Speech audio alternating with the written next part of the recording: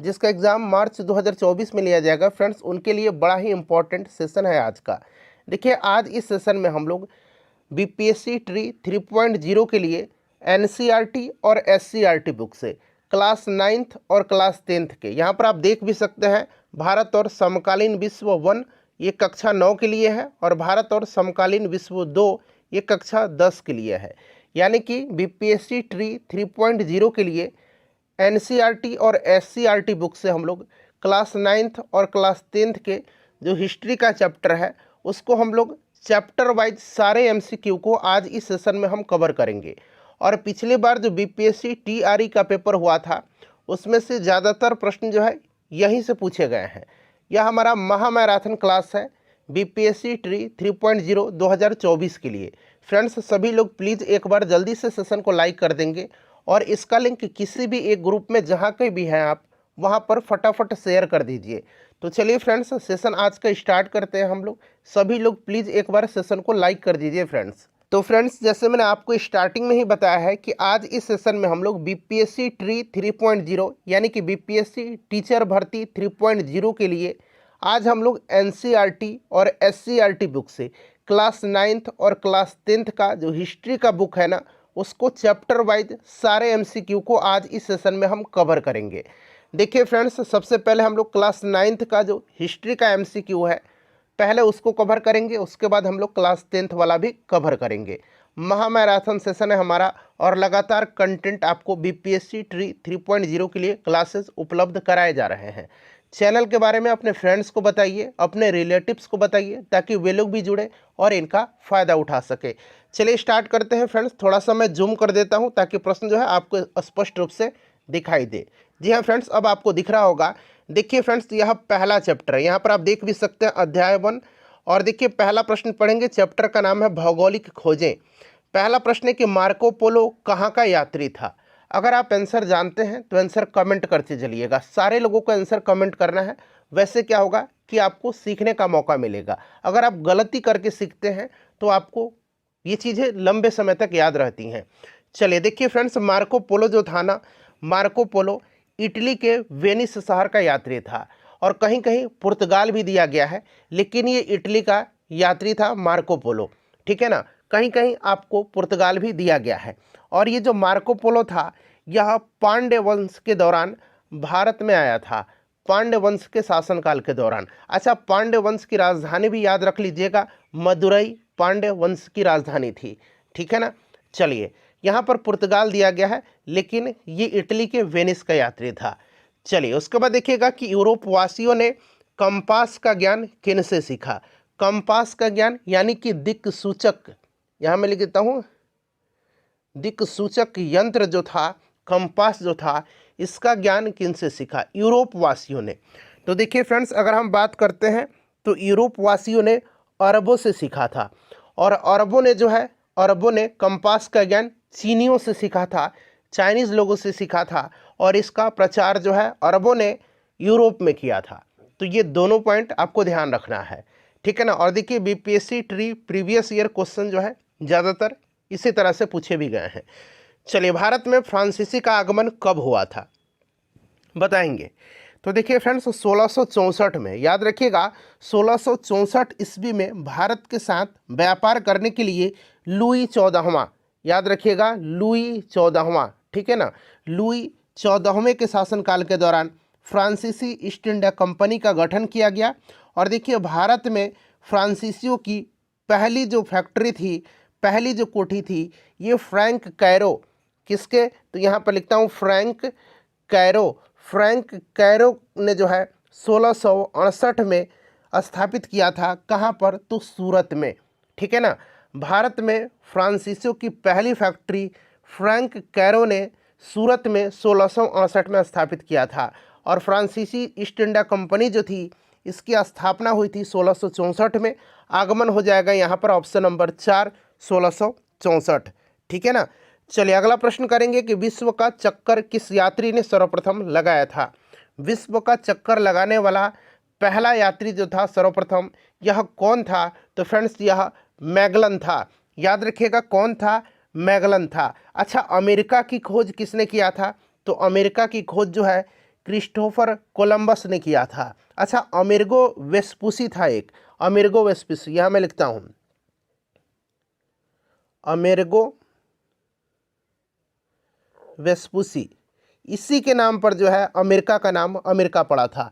तो ये भी आप ध्यान रखिएगा, ये अमेरिगो वेस्पुसी जो था यह इटली का यात्री और नाविक था और इसी के नाम पर अमेरिका का नाम अमेरिका पड़ा था और अमेरिका की खोज क्रिस्टोफर कोलंबस ने किया था। चलिए फ्रेंड्स, नेक्स्ट क्वेश्चन है कि रेड इंडियन जो थे ये कहाँ के निवासी हैं। रेड इंडियन जो है ये निवासी कहाँ के हैं? तो फ्रेंड्स, रेड इंडियन जो है यह अमेरिका के मूल निवासी हैं। चलिए उसके बाद देखिए, क्रिस्टोफर कोलंबस ने निम्नलिखित में से किसकी खोज किया।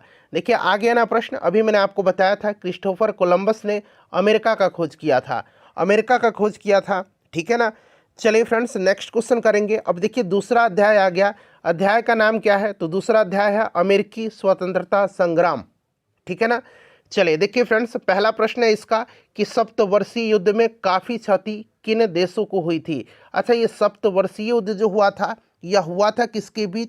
तो सप्तवर्षीय युद्ध जो है यह 1756 से 1763 तक, यहाँ मैं लिखता हूँ 1756 से 1763 तक 7 वर्षों तक चला था और यह इंग्लैंड और फ्रांस के बीच हुआ था और यह तीसरे आंग्ल फ्रांसीसी युद्ध के साथ ही समाप्त भी हो गया था। इसे भी आप ध्यान रखेंगे, 7 वर्षों तक चला था, इसीलिए इसे सप्तवर्षीय युद्ध कहा गया।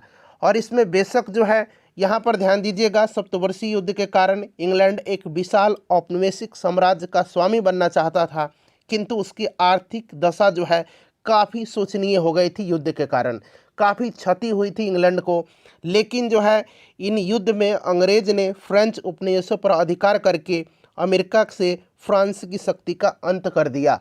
बेशक इसमें प्रश्न जो होगा, काफ़ी क्षति हुई थी किसको? तो इंग्लैंड को काफ़ी क्षति हुई थी, ठीक है ना, ध्यान रखिएगा फ्रेंड्स। अच्छा, ये तो सप्तवर्षीय युद्ध हो गया। अगर आपसे 100 वर्षीय युद्ध पूछे, 100 ईयर वार्स, ठीक है, 100 वर्षीय युद्ध, ये भी इंग्लैंड और फ्रांस के मध्य ही हुआ था, ये भी आप ध्यान रखिएगा। चलिए, बोस्टन चाय पार्टी की घटना कब घटी थी? ध्यान दीजिए फ्रेंड्स, देखिए ये बोस्टन चाय पार्टी जो थी, Boston T party, Boston T party की घटना जो है यह अमेरिकी स्वतंत्रता संग्राम का तात्कालिक कारण था और इसी घटना से अमेरिका का स्वतंत्रता संग्राम प्रारंभ हुआ। इस घटना का जो नायक था, बोस्टन टी पार्टी का नायक सैमुअल एडम्स था। कौन था? सैमुअल एडम्स था, याद रखेंगे फ्रेंड्स। और बोस्टन चाय पार्टी की घटना जो है यह घटी थी कब? तो यह घटी थी, ध्यान रखेंगे, 1773 में, दिसंबर 1773 की यह घटना है। ऑप्शन 1 राइट आंसर इसका हो जाएगा। चलिए अगला प्रश्न करेंगे। नेक्स्ट क्वेश्चन हमारा कि विश्व का प्रथम लिखित संविधान किस देश में लागू किया गया था? विश्व का प्रथम लिखित संविधान जो है यह लागू हुआ था कहाँ पर? तो फ्रेंड्स देखिए 1787 में जो है अमेरिका में जो लिखित संविधान था यह आपका बना था और 1789 में जो है यह लागू हुआ था। अमेरिका यहाँ पर ऑप्शन 3 जो होगा राइट आंसर हो जाएगा। देखिए अमेरिका के प्रथम राष्ट्रपति कौन थे? अमेरिका के प्रथम राष्ट्रपति कौन थे? तो फ्रेंड्स ये कौन थे अमेरिका के प्रथम राष्ट्रपति? जॉर्ज वाशिंगटन थे। चलिए उसके बाद देखिए अमेरिका का संविधान कब लागू हुआ था? तो अभी मैंने बताया था आपको कि ये 1787 में बना था और 1789 में यह लागू हुआ। चलिए तीसरा प्रश्न है तीसरा चैप्टर है फ्रांस की क्रांति। चलिए फ्रांस की क्रांति से संबंधित सारे प्रश्न को अब हम लोग करेंगे। पहला प्रश्न देखिएगा, लुई, यहाँ पर देखिए 16वां, किस वर्ष फ्रांस की गद्दी पर बैठा? लुई 16वां जो है फ्रांस की गद्दी पर कब बैठा था? तो देखिए फ्रेंड्स अगर हम बात करते हैं लुई 16वां की, तो ये 1774 में जो है फ्रांस की गद्दी पर बैठा था, ठीक है ना, ध्यान रखिएगा। कब? तो 1774 में यह फ्रांस की गद्दी पर बैठा था। और देखिए 1789 में जो फ्रांस की क्रांति हुई थी और इस समय फ्रांस में सामंती व्यवस्था थी, ठीक है, समानता, स्वतंत्रता और बंधुत्व का नारा फ्रांस की राज्य क्रांति की ही देन है, ये भी आप ध्यान रखिएगा। देखिए किस शासक ने कहा कि मैं ही राज्य हूँ? बताइए ये किस शासक ने कहा था? तो फ्रेंड्स ये जो कहा था लुई 14वां था। यहाँ पर देख लीजिएगा ऑप्शन में दिया गया है लुई 14वां था। चलिए अगला प्रश्न है कि गौरवपूर्ण की घटना इंग्लैंड में कब घटी थी? गौरवपूर्ण क्रांति, जिसको कि अंग्रेजी में ग्लोरियस रिवॉल्यूशन कहा जाता है, यह अंग्रेज में जो है इंग्लैंड में घटित हुआ था। और ग्लोरियस रिवॉल्यूशन जब घटित हुआ था कब, तो फ्रेंड्स ध्यान रखेंगे यह घटना 1688 की है। और उस समय इंग्लैंड का राजा कौन था, शासक कौन था, तो जेम्स द्वितीय जो था ग्लोरियस रिवॉल्यूशन के समय इंग्लैंड का शासक था। यह भी आप ध्यान रखिएगा। अच्छा, गुलाबों का युद्ध भी हुआ है, वार ऑफ द रोजेज, ये भी इंग्लैंड में ही हुआ है, ये भी चीज़ आप ध्यान रखिएगा। चलिए अगला प्रश्न है कि इंग्लैंड में संसदीय सुधार अधिनियम कब पारित हुआ। इंग्लैंड में संसदीय सुधार अधिनियम जो है यह पारित कब हुआ था, तो फ्रेंड्स यह पारित हुआ था 1832 में। कब पारित हुआ था, तो फ्रेंड्स यह 1832 में पारित हुआ था, ध्यान रखिएगा। देखिए, स्वतंत्रता, समानता तथा बंधुत्व का नारा किस क्रांति से संबंधित है, तो फ्रेंड्स अभी मैंने आपको बताया है यह फ्रांस की राज्य क्रांति की देन है। स्वतंत्रता, समानता और बंधुत्व का नारा पूछा भी जाता है कि हमारे संविधान में कहाँ से लिया गया है, तो ये फ्रांस से लिया गया है। चलिए अगला प्रश्न है कि 1856 में हुई पेरिस की संधि के प्रमुख प्रावधान क्या थे। यहाँ पर छोटा कर देता हूँ ताकि आपको सारे ऑप्शन दिखाई दें। जी हाँ, आप दिख रहा होगा। चलिए बताएंगे राइट आंसर इसका क्या होगा। तो सभी ऑप्शन को ध्यान से पढ़िए। सर्बिया की स्वतंत्रता को स्वीकार किया गया, बिल्कुल करेक्ट है। काला सागर को तटस्थ घोषित कर दिया गया, ये भी सही है। और रूस ने टर्की की ईसाई प्रजा के संरक्षण का अधिकार त्याग दिया, ये भी सही है। तो 1856 में हुई पेरिस की संधि की ये सभी प्रावधान हैं। ऑप्शन डी यहाँ पर करेक्ट आंसर बिल्कुल हो जाएगा। चलिए आगे बढ़ते हैं फ्रेंड्स। फ्रांसीसी क्रांति के परिणाम हैं। देखिए, फ्रांसीसी क्रांति के परिणाम पूछा जा रहा है, तो फ्रांसीसी क्रांति के परिणाम इनमें से आपका सभी हो जाएगा। जो सामंती प्रथा थी, सामंती व्यवस्था थी, उसका अंत हुआ। कार्यपालिका, न्यायपालिका, व्यवस्थापिका को एक दूसरे से पृथक किया गया और लोगों को यहाँ पर धार्मिक स्वतंत्रता मिली। तो उपरोक्त तो सभी यहाँ पर राइट आंसर हो जाएगा। चलिए अब अगला अध्याय आ गया, अध्याय 4, विश्व युद्धों का इतिहास। ठीक है ना। चलिए पहला प्रश्न करेंगे। पहला प्रश्न है इस चैप्टर का कि रूस जापान युद्ध कब हुआ। रूस जापान युद्ध जो हुआ था ये कब हुआ था, तो फ्रेंड्स यह 1905 में रूस जापान युद्ध हुआ था। और 1905 में ही एक संधि हुई थी, पार्ट्स माउथ की संधि। यहाँ मैं लिख देता हूँ कौन सी संधि, तो पार्ट्स माउथ की संधि। माउथ ये मौ है, माउथ की संधि, पार्ट्स माउथ की संधि के तहत इस युद्ध का अंत भी हुआ था। याद रखेंगे 1905 यहाँ पर राइट आंसर हो जाएगा। देखिए, त्रिकूट सम्मेलन कब हुआ था, ट्रिपल अलायंस जिसको कहा जाता है। तो देखिए, ये ट्रिपल अलायंस जो है 1882 में, 1882 में बिस्मार्क ने, किसने, बिस्मार्क ने इटली, जर्मनी और ऑस्ट्रिया के बीच त्रिकूट संधि, ट्रिपल अलायंस किया था 1882 में। चलिए, वर्साई की संधि में कुल कितने देशों ने निर्णायक भूमिका निभा रहे थे, तो वर्साई की संधि के बारे में आपको पता होगा, प्रथम विश्व युद्ध के दौरान हुआ था वर्साई की संधि। और समय था 28 जून, ये जब हुआ था 28 जून 1919 को जर्मनी के साथ किया गया था वर्साई की संधि। इसको आरोपित संधि के नाम से भी जाना जाता है। और ऐसा माना जाता है कि वर्साई की संधि में ही दूसरे विश्व युद्ध का बीजारोपण किया गया था। और देखिए, इस संधि की शर्त और जो नियम थे केवल 3 देश, ब्रिटेन, अमेरिका और फ्रांस ही तय कर रहे थे। तो वहीं पूछा रहा है कि निर्णायक भूमिका निभा रहे थे, तो 3 देश, ब्रिटेन, फ्रांस और कौन, अमेरिका। क्लियर। चलिए फ्रेंड्स, अगला प्रश्न है कि किस वर्ष विश्वव्यापी आर्थिक मंदी आई थी। ये प्रश्न बड़ा ही रिपीट होगा, जब हम लोग यहाँ पर भारत के इतिहास में जब आएंगे तो भी ये प्रश्न मिलेगा आपको। तो ध्यान रखेंगे फ्रेंड्स, यह जो आई थी कब आई थी, 1929 में आई थी।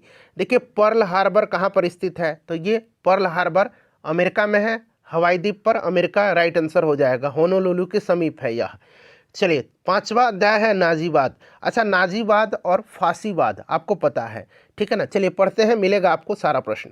देखिएगा, मुसोलिनी का संबंध किस देश से है, तो मुसोलिनी जो था, मुसोलिनी यह आपका फांसीवाद का, फासिज्म का जन्मदाता माना जाता है। और मुसोलिनी जो था ये इटली का था और हिटलर जर्मनी का था, ठीक है, जो कि नाजीवाद का प्रवर्तक माना जाता है। चलिए, हिटलर का जन्म जर्मनी के किस शहर में हुआ था, ये प्रश्न बड़ा इंपॉर्टेंट है। तो ये ब्रौना शहर में हिटलर का जन्म जो है हुआ था, ठीक है ना फ्रेंड्स। चलिए उसके बाद नेक्स्ट क्वेश्चन कर लेंगे। चलिए उसके बाद नेक्स्ट क्वेश्चन कर लेंगे हम लोग कि मीन कैंप पुस्तक किसकी रचना है। मीन कैंप जो है यह किसकी रचना है। मीन कैंप मेरा संघर्ष हिटलर की रचना है, आप सभी को पता होगा, ठीक है ना। चलिए, हिटलर को चांसलर मनोनीत कब किया गया था। हिटलर को चांसलर मनोनीत कब किया गया था। तो देखिए ध्यान दीजिएगा फ्रेंड्स, हिटलर को चांसलर जो है मनोनीत किया गया था 1933 में। 1933 में किया गया था। और हिटलर ने आत्महत्या कब किया था। तो 30 अप्रैल 1945 को हिटलर ने आत्महत्या कब किया था। 30 अप्रैल 1945 को, ध्यान रख लीजिएगा, ठीक है ना। चलिए, उसके बाद देखिए जर्मनी की मुद्रा का नाम क्या था। तो उस समय जर्मनी की मुद्रा, देखिए अभी यूरो है जर्मनी की मुद्रा, ध्यान रखिएगा, अभी जो है यूरो है। और उस समय जो जर्मनी का मुद्रा पूछा गया है ये ड्यूस मार्क था, ड्यूस मार्क था। चलिए, उसके बाद देखिएगा छठा अध्याय है वन्य समाज और उपनिवेशवाद। प्रश्न है कि भारत की सबसे बड़ी जनजाति कौन सी है। 2011 की जनगणना के अनुसार अगर हम बात करें तो भील जो है सबसे बड़ी जनजाति है। फ्रेंड्स, थोड़ा सा हम लोग सेशन को जल्दी जल्दी कवर करेंगे, समय बहुत ही कम है आपके एग्जामिनेशन में, महज मान के चलिए 25 दिन का समय आपके पास और शेष है। तो बेहतरीन तैयारी आपको करना है, जो भी समय बचेगा, जो सब्जेक्ट आपका कमज़ोर है वहाँ पर फोकस करिए। देखिए, भारतीय वन अधिनियम कब पारित किया गया था। भारतीय वन अधिनियम जो है पहली बार पारित किया गया था कब, ये प्रश्न आपसे पूछा जा रहा है। तो देखिए ध्यान दीजिएगा 1865 में यह पारित किया गया था, ठीक है ना। चलिए, उसके बाद देखिएगा कि तमार विद्रोह कब हुआ था। तमार विद्रोह जो है ये हुआ था कब।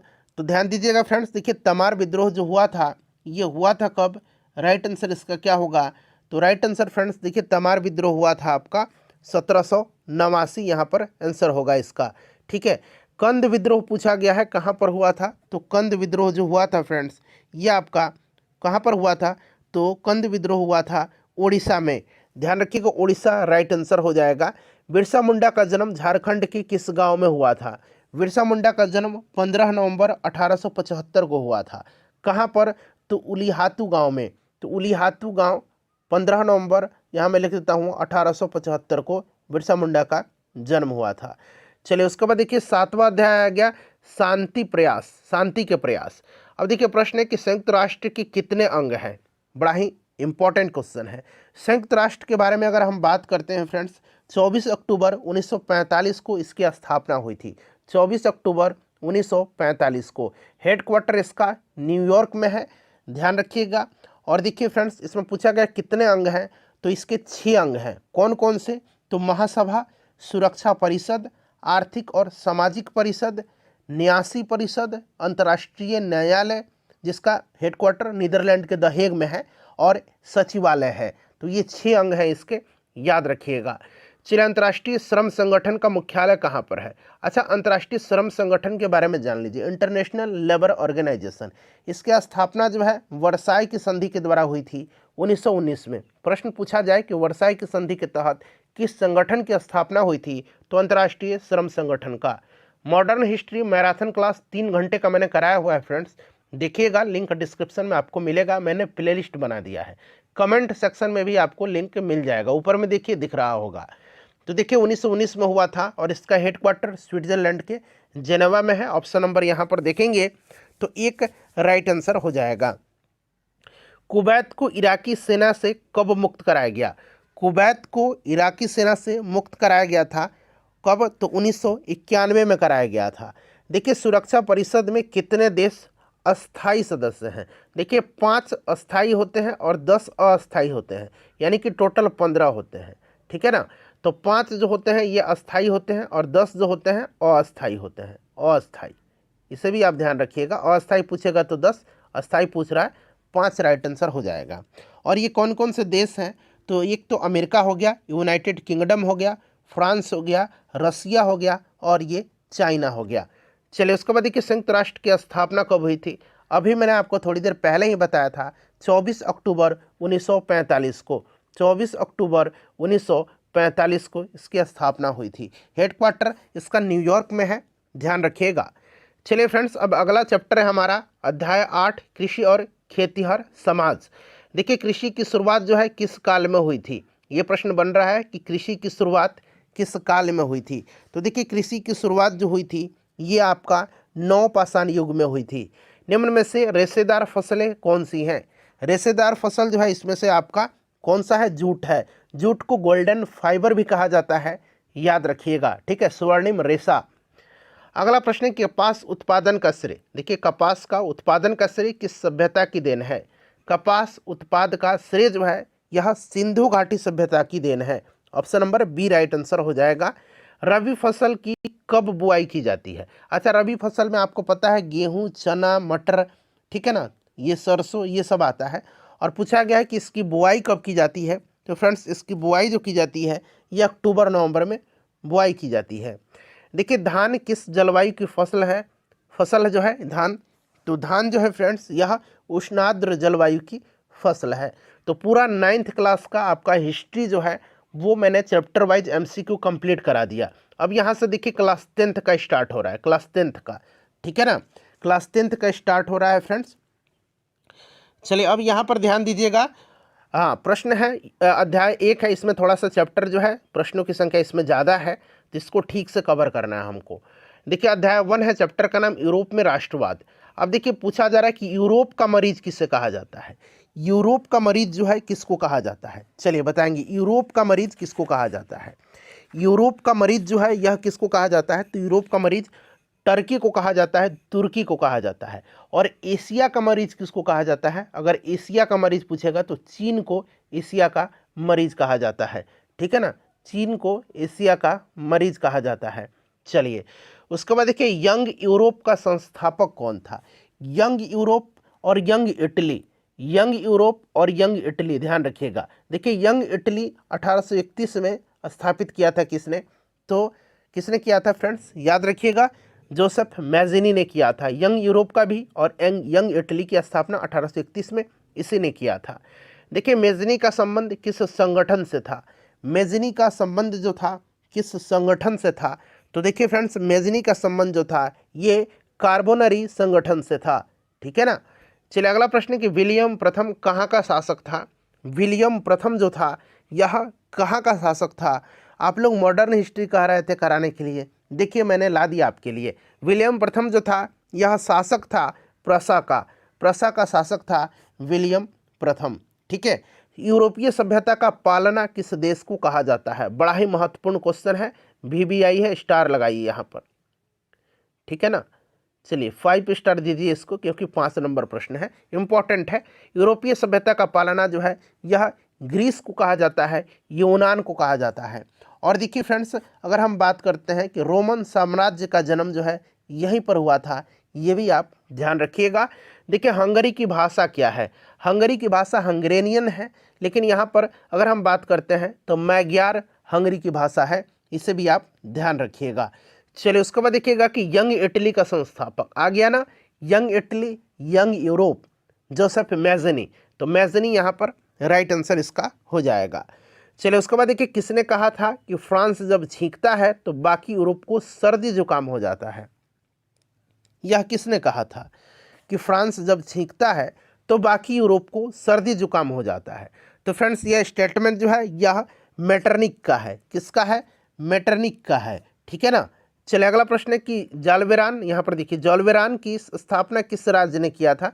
तो देखिए जॉलवेरान की स्थापना जो है यह किया था किसने, तो ये प्रसा ने किया था। अच्छा अगला प्रश्न देखिए बड़ा इंपॉर्टेंट है, जर्मनी का एकीकरण कब पूरा हुआ। देखिए जर्मनी का एकीकरण बिस्मार्क ने किया था, याद रखिएगा। और जर्मनी का एकीकरण पूरा कब हुआ था, ये प्रश्न आपसे पूछा जा रहा है। तो फ्रेंड्स 1971, एक मिनट, 19 नहीं 1871 में हुआ था, ठीक है ना, इससे आप ध्यान रखिएगा जर्मनी का एकीकरण। चलिए उसके बाद नेक्स्ट क्वेश्चन है कि लाल कुर्ती का गठन किसने किया था। लाल कुर्ती का गठन जो है किसने किया था, बताएंगे लाल कुर्ती का गठन किसने किया था। तो फ्रेंड्स ये गैरिबाल्डी ने किया था, गैरिबाल्डी ने किया था लाल कुर्ती का गठन, ठीक है ना। चलिए उसके बाद नेक्स्ट क्वेश्चन है हमारा कि गैरिबाल्डी पेशे से क्या था, गैरिबाल्डी पेशे से क्या था बताइए, बताइए राइट आंसर क्या होगा इसका। तो फ्रेंड्स यह एक नाविक था, क्या था गैरिबाल्डी, यह एक नाविक था। चलिए अगला प्रश्न करेंगे, नेक्स्ट क्वेश्चन है कि जर्मन राइन राज्य का निर्माण किसने किया था। जर्मन राइन राज्य का निर्माण जो है किसने किया था, बताएंगे राइट आंसर इसका क्या होगा। जर्मन राइन राज्य की निर्माण जो है यह किसने किया था? तो यह नेपोलियन बोनापार्ट ने किया था। किसने किया था? नेपोलियन बोनापार्ट ने किया था। ध्यान रखिएगा फ्रेंड्स, बड़ा ही इंपॉर्टेंट है। चलिए उसके बाद नेक्स्ट क्वेश्चन है हमारा कि चार्टिस्ट आंदोलन जो है ये कहाँ हुआ था? सभी लोग आंसर कमेंट करेंगे। चार्टिस्ट आंदोलन जो है ये हुआ था कहाँ पर? चलिए देखिए, चार्टिस्ट आंदोलन जो था ना, यह इंग्लैंड में मजदूर वर्ग के हितों के संरक्षण के लिए चलाया गया एक आंदोलन था। तो यहाँ पर इंग्लैंड राइट आंसर हो जाएगा। यूरोपवासी के लिए किस देश का साहित्य एवं विज्ञान प्रेरणा का स्रोत रहा? बताइए करेक्ट आंसर इसका क्या होगा? यूरोपवासियों के लिए किस देश का साहित्य एवं विज्ञान प्रेरणा का स्रोत रहा था? तो फ्रेंड्स यह यूनान का रहा था। ऑप्शन नंबर यहाँ पर 2 राइट आंसर हो जाएगा। नेपोलियन कोड में कुल कितने कोड थे? नेपोलियन कोड, अच्छा, नेपोलियन ने कानूनों का एक संग्रह तैयार किया जिसे कि नेपोलियन कोड कहा जाता है, और यह 1804 में नेपोलियन कोड लागू हुआ। और देखिए इसमें जो पूछा गया कुल कितने कोड थे, तो फ्रेंड्स इसमें कुल जो थे कोड कितने थे? तो ध्यान दीजिएगा, इसमें टोटल कोड जो थे ये आपके 5 थे। और नेपोलियन ने ही बैंक ऑफ फ्रांस की भी स्थापना किया था। बैंक ऑफ फ्रांस की स्थापना 1800 में, यह भी आप ध्यान रखिएगा।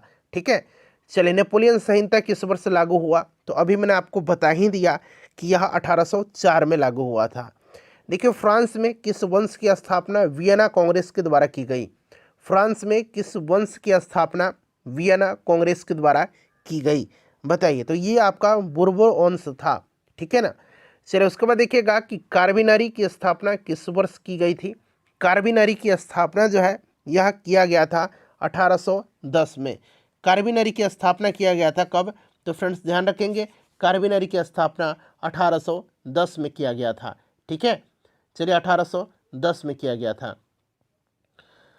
चलिए उसके बाद नेक्स्ट क्वेश्चन कर लेंगे। अगला प्रश्न है हमारा कि यूनान के स्वतंत्रता संग्राम में किसकी पराजय हुई थी? यूनान के स्वतंत्रता संग्राम में पराजय जो हुई थी यह किसकी हुई थी? तो फ्रेंड्स यह टर्की की हुई थी, तुर्की की हुई थी यूनान के स्वतंत्रता संग्राम में पराजय। उसके बाद देखिए फ्रांसीसी उपनिवेशों से अंतिम रूप से दास प्रथा का उन्मूलन कब किया गया? फ्रांसीसी उपनिवेशों से अंतिम रूप से दास प्रथा का उन्मूलन जो है यह कब किया गया था? तो फ्रेंड्स यह किया गया था 1848 में। 1848 में। देखिए नेपोलियन बोनापार्ट ने स्वयं को फ्रांस का सम्राट किस वर्ष घोषित किया था? नेपोलियन बोनापार्ट ने स्वयं को फ्रांस का सम्राट जो है किस वर्ष घोषित किया था? तो फ्रेंड्स यह किया था कब?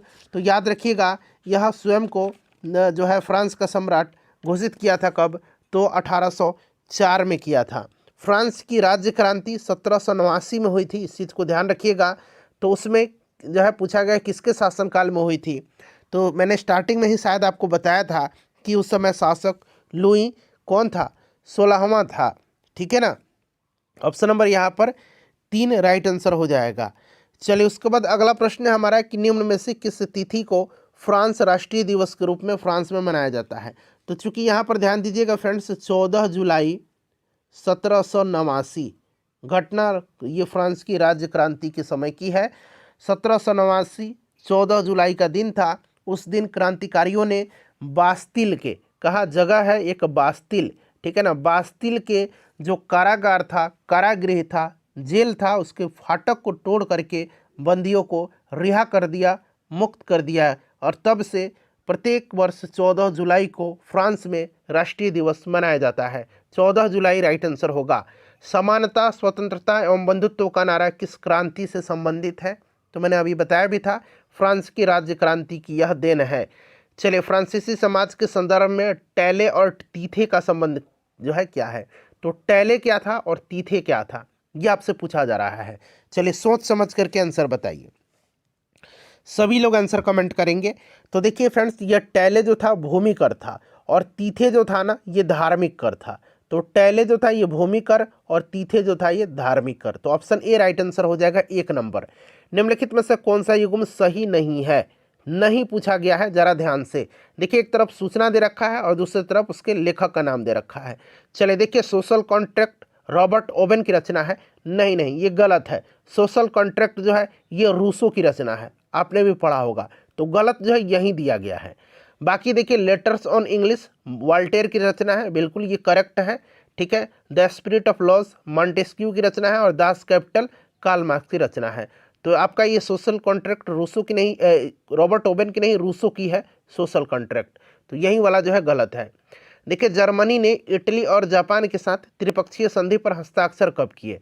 जर्मनी ने इटली और जापान के साथ त्रिपक्षीय संधि पर हस्ताक्षर, ठीक है ना, त्रिपक्षीय संधि पर हस्ताक्षर कब किया था? चलिए बताइएगा। तो फ्रेंड्स ये किया था 27 सितंबर 1940 को, 27 सितंबर 1940 को।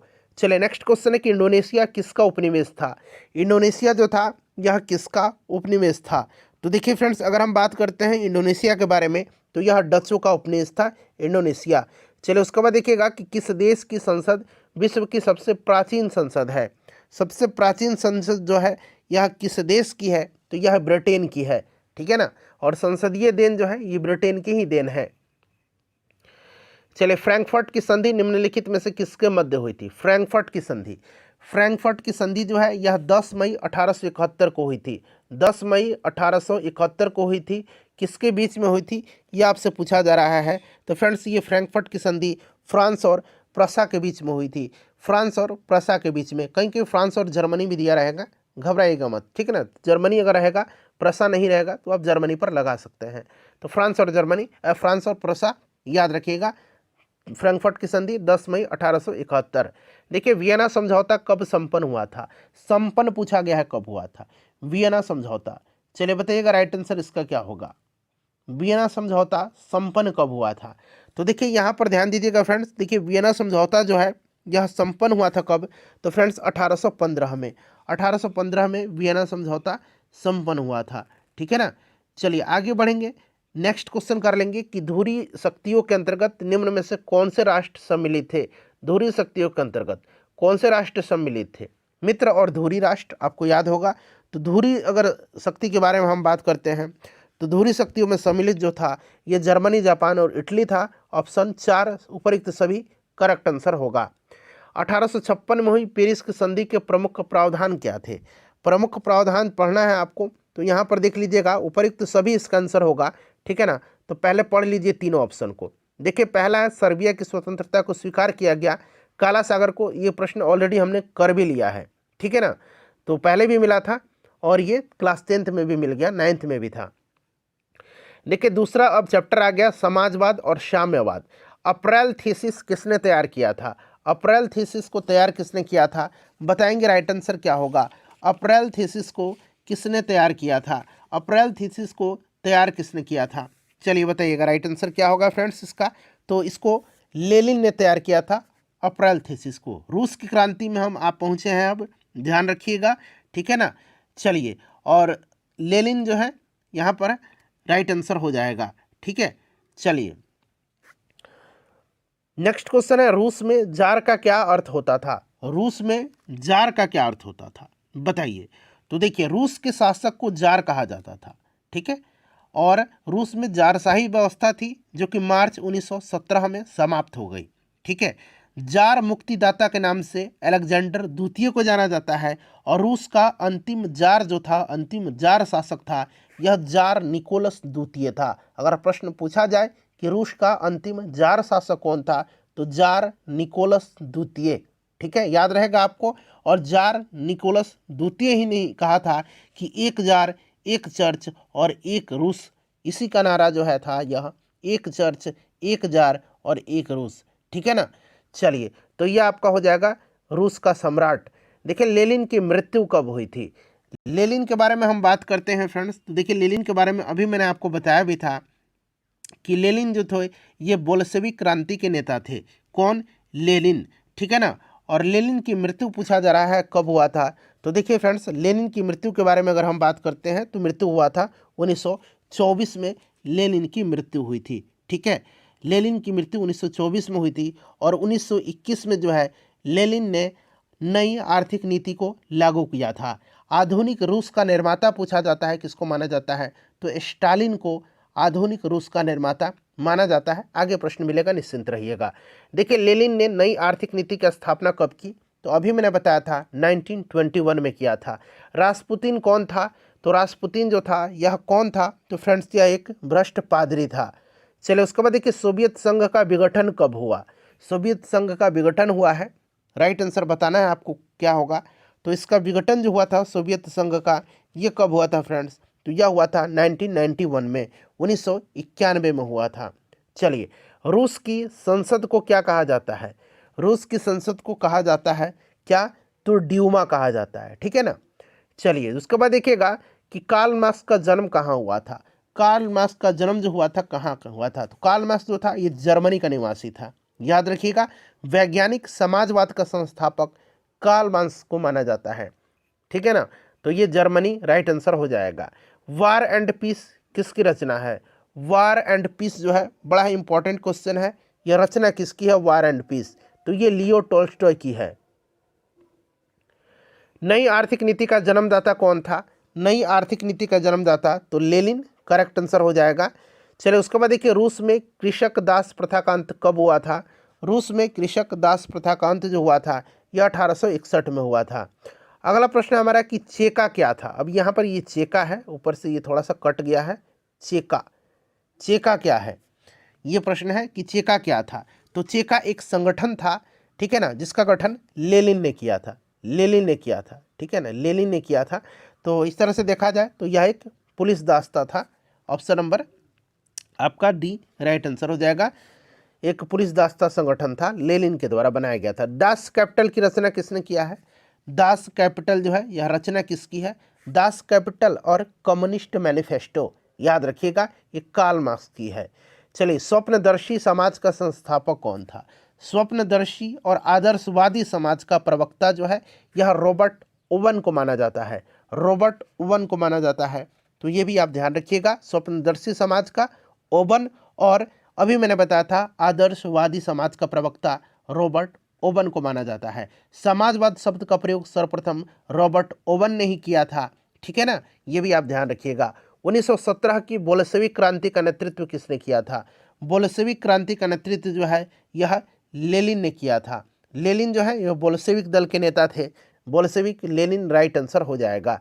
देखिए रूस का पहला समाजवादी कौन है बताइए? राइट आंसर इसका क्या होगा? तो ये आपका प्लेखानोव राइट आंसर हो जाएगा। प्लेखानोव करेक्ट आंसर हो जाएगा। लाल सेना का गठन तो मैंने अभी बताया था किसने किया था। तो लाल सेना का गठन किसने किया है? लाल सेना का गठन मैंने अभी चेका का बताया था आपको, ठीक है ना। और लाल सेना का गठन जो है किसने किया है? तो लाल सेना का गठन किया है ट्राटस्की ने। किसने? ट्राटस्की ने किया है, यह भी आप ध्यान रखिएगा। रूसी साम्यवाद का जनक जो है यह प्लेखानोव को माना जाता है, इस चीज़ को ध्यान रखिएगा। रूस का पहला समाजवादी प्लेखानोव थे, अभी मैंने बताया भी था आपको। और इनको जो है आपको रूसी समाजवाद का जनक भी माना जाता है, ठीक है। चलिए नेक्स्ट क्वेश्चन है हमारा, ये हो गया हमारा लाल सेना का गठन। देखिए निहिलिस्ट आंदोलन कहाँ शुरू हुआ था? निहिलिस्ट आंदोलन जो है यह शुरू कहाँ पर हुआ था? तो फ्रेंड्स रसिया में। चलिए उसके बाद देखिएगा किसे समाजवादियों का बाइबल कहा जाता है? समाजवादियों का बाइबल जो कहा जाता है ये दास कैपिटल को कहा जाता है। प्रथम अंतर्राष्ट्रीय संघ कब स्थापित हुआ था? प्रथम अंतर्राष्ट्रीय संघ स्थापित हुआ था कब? बताइए राइट आंसर क्या होगा? तो फ्रेंड्स यह स्थापित हुआ था 1864 में। 1864 में स्थापित हुआ था, 1864 राइट आंसर होगा। देखिए 7 नवंबर 1917 को, 7 नवंबर 1917 को बोल्शेविक क्रांति का नेता निम्नलिखित में से कौन था? 7 नवंबर 1917 को, तो यह लेनिन था। लेनिन राइट आंसर होगा। देखिए वैज्ञानिक समाजवाद का संस्थापक निम्नलिखित में से कौन था? आ गया प्रश्न, मैंने बताया था कार्ल मार्क्स वैज्ञानिक समाजवाद के संस्थापक थे। चलिए रूस की नई आर्थिक नीति कब से लागू हुई थी? तो ये ऑलरेडी मैंने बता भी दिया था आपको, कब? 1921 में, ठीक है ना। लेनिन ने नई आर्थिक नीति लागू किया था। आर्थिक रूस का निर्माता, आधुनिक रूस का, आर्थिक नहीं आधुनिक रूस का, स्टालिन को मैंने बताया था ना कि आधुनिक रूस का निर्माता स्टालिन को कहा जाता है, ठीक है ना, स्टालिन होगा। चले Asia social democratic workers party का गठन कब किया गया? तो फ्रेंड्स इसका गठन किया गया था 1898 में, 1898 में। चले निम्नलिखित में से किसका संबंध रूसी क्रांति के परिणामों से है? रूसी क्रांति के परिणामों से जो है जारशाही की समाप्ति, उपनिवेशवाद से मुक्ति और अनेक राजवंश का अंत। तो उपरोक्त सभी यहाँ पर करेक्ट आंसर हो जाएगा। चलिए उसके बाद देखिए निम्नलिखित में से कौन सा राष्ट्र मित्र राष्ट्रों में सम्मिलित था। मित्र राष्ट्र में फ्रांस, रसिया, संयुक्त राज्य अमेरिका, उपरोक्त सभी यहाँ पर करेक्ट आंसर हो जाएगा। चलिए पेरिस शांति समझौते यानी कि शांति सम्मेलन जो हुआ था उसके दौरान निम्न में से पराजित राष्ट्रों के साथ कौन सी संधि की गई थी। कौन सी संधि की गई थी? तो फ्रेंड्स इनके साथ किया गया था आपका सेवर्स की संधि, सेंट जर्मन की संधि और वर्साई की संधि। तो उपरोक्त सभी यहाँ पर राइट आंसर हो जाएगा। देखिए किस संधि के द्वारा ऑटोमन साम्राज्य को विखंडित कर दिया गया था। ऑटोमन साम्राज्य को विखंडित किया गया था तो यह सेवर्स की संधि थी, याद रखिएगा, इंपॉर्टेंट है यह। देखिए चेका का गठन निम्नलिखित में से किसने किया था? तो मैंने थोड़ी देर पहले ट्रास्टस की बताया भी था आपको, ठीक है ना। एक मिनट रुक जाइए। चेका का गठन जो है लेनिन ने किया था ना। हाँ, चेका का गठन लेनिन ने किया था। चेका का गठन लेनिन ने किया था और लाल सेना का गठन ट्रास्टस्की ने किया था। लाल सेना का गठन ट्रास्टस्की ने किया है, ठीक है ना। चलिए एक राष्ट्र एक नेता का नारा निम्न में से किसने दिया? एक राष्ट्र एक नेता का नारा जो है यह दिया था किसने? तो फ्रेंड्स यह हिटलर ने दिया था। हिटलर राइट आंसर हो जाएगा। मीन कैंप मेरा संघर्ष किसकी आत्मकथा है? तो फ्रेंड्स यह हिटलर की आत्मकथा है, आपको भी याद होगा। हिटलर राइट आंसर हो जाएगा।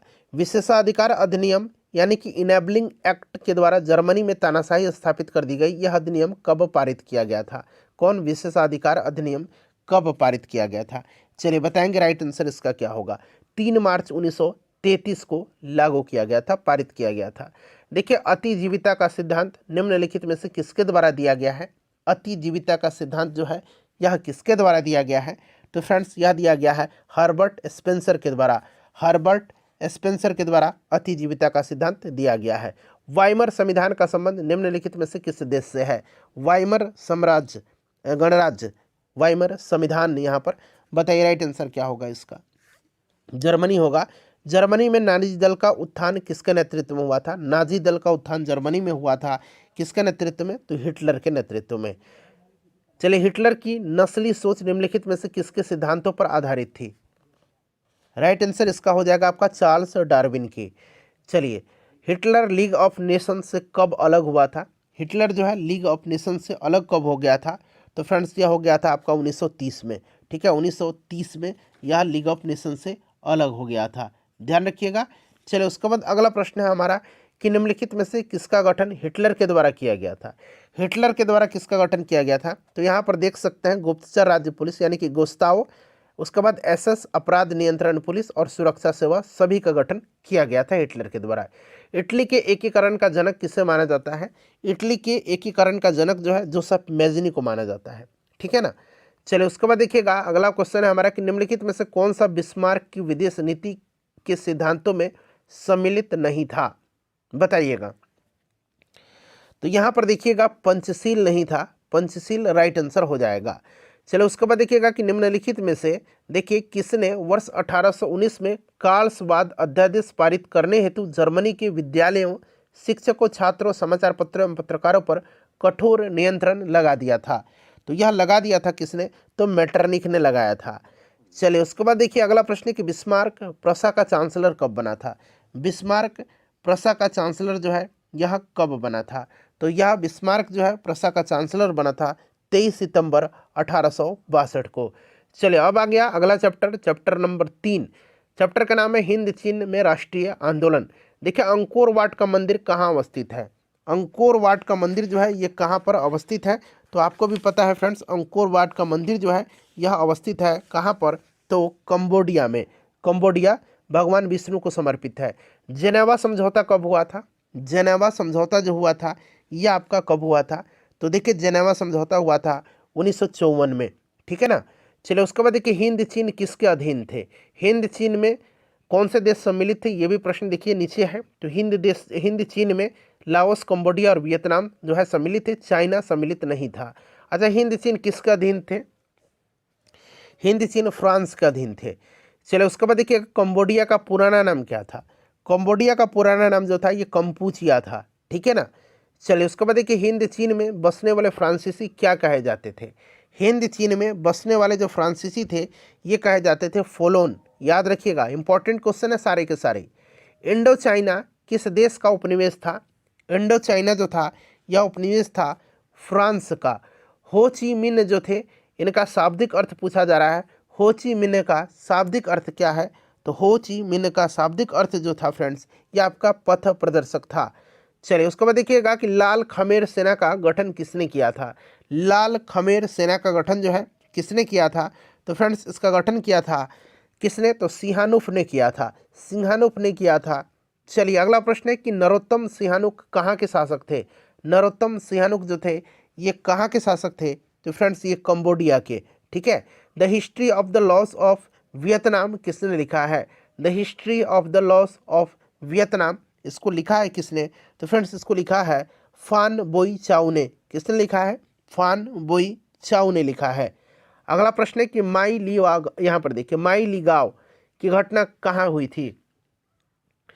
तो फ्रेंड्स यह जो घटना हुई थी माई गांव की घटना, यह हुई थी कहाँ पर? तो फ्रेंड्स यह हुई थी आपका दक्षिणी वियतनाम में। दक्षिणी वियतनाम यहाँ पर राइट आंसर हो जाएगा। वियतनाम का एकीकरण पूछा जा रहा है कि कब हुआ था?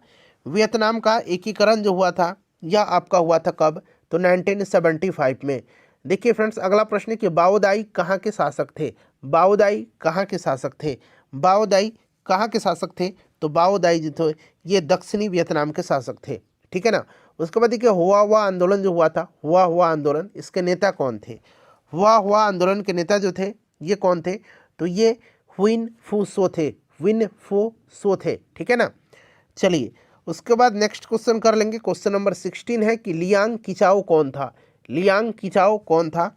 एक बार आप पढ़ लीजिए, इतना भी आपको दिमाग लगा के इतना नहीं सोचना है। चीनी सुधारक। देखिए वियतनाम की जनता का सबसे महान नेता कौन था?